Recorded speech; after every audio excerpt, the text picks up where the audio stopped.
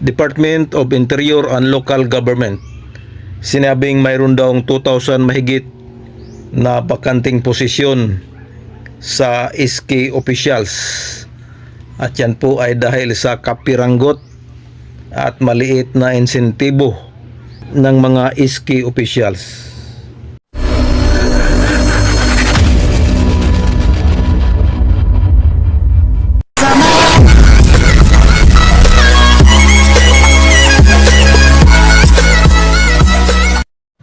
Hello, good morning. Isang mapagpalang araw ng Lunes sa ating lahat mga kapobre.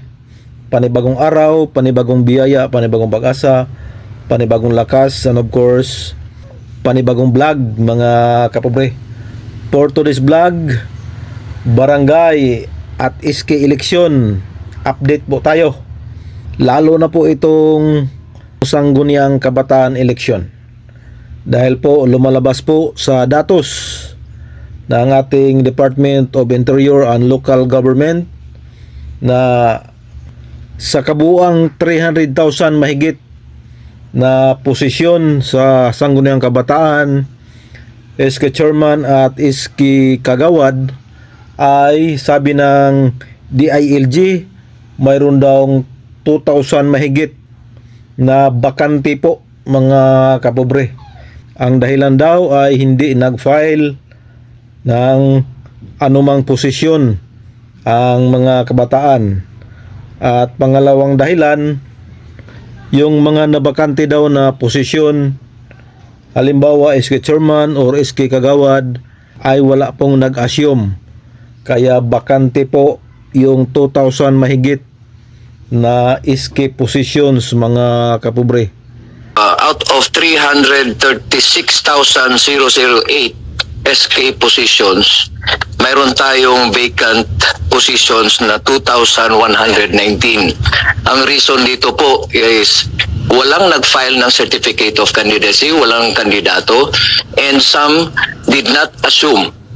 So with these bills, Your Honor, giving incentive and fixed compensation, this might entice, this might encourage our young people to file their candidacy, participate in the elections, and assume as SK officials, Your Honor. So malaking What bagay are po these ito. barangays who were not represented by the Sangguniang Kabataan? We will submit, Your Honor, if necessary. If Ito sa Metro Manila, not in Metro Manila. I'm sure it's not in Metro Manila. It's not in Metro Manila, Your Honor. Nasa mga... Visayas, Mindanao? Yes, Your Honor. Luzon, wala. We will check our records, Your Honor. Please submit it to Yes, the Your Honor. committee. Isa sa mga pinupuntong dahilan ng DILG ay yun pong kawalan ng kompensasyon or maliit na incentives sa ating mga SK officials. Kaya nawawala na po ng gana ng ating mga Sangguniang Kabataan. Kaya panawagan ng DILG ay dagdagan ng incentives at lakihan ang honorarium ng ating mga Sangguniang Kabataan. Nako po mga kapobre, isa po itong hindi magandang indikasyon. Lalo pat si DILG Secretary na si Secretary John Vic Remulla ay gustong-gustong i-abolish itong Sangguniang Kabataan. Nako po, pag hindi po ito natugunan, baka tuluyan na po itong i-abolish.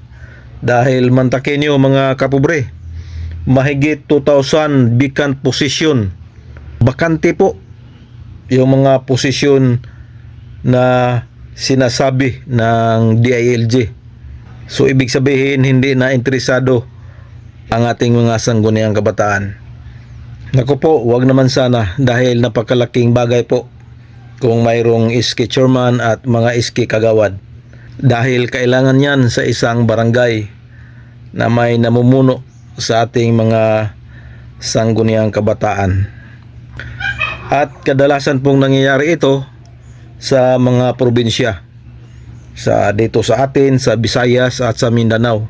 Dahil sa mga maliliit na probinsya ay napakaliit lang po ang honorarium ng mga SK officials, kaya hindi interesado ng ating mga kabataan.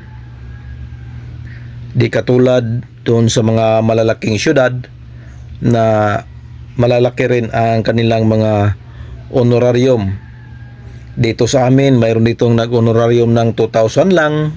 Napakaliit po ng honorarium. Mabuti na lang ngayon kasi naipatupad na yung mayroon ng sahod sa mga sangguniang kabataan kagawad. Dati kasi yan, walang honorarium yung mga iski kagawad. Ang mayroon lang is yung iski chairman. Yung iski chairman dito sa amin ay katumbas ng barangay kagawad po. Kaya yun ang dahilan na yung sinasabi ng DILG na hindi nag-assume yung mga sangguniang kabataan sa mga bakante or naiwan na posisyon dahil sa sobrang liit po ng honorarium. Sana po mabigyang pansin ito ng gobyerno at sana mabigyan ng karagdagan at sapat na insentibo at benepisyo ang ating mga sangguniang kabataan officials. So yan po ang ating quick update sa barangay at SK election. This is your Cap John official. Bye-bye and God bless us all. Please support, like and share. Bye-bye.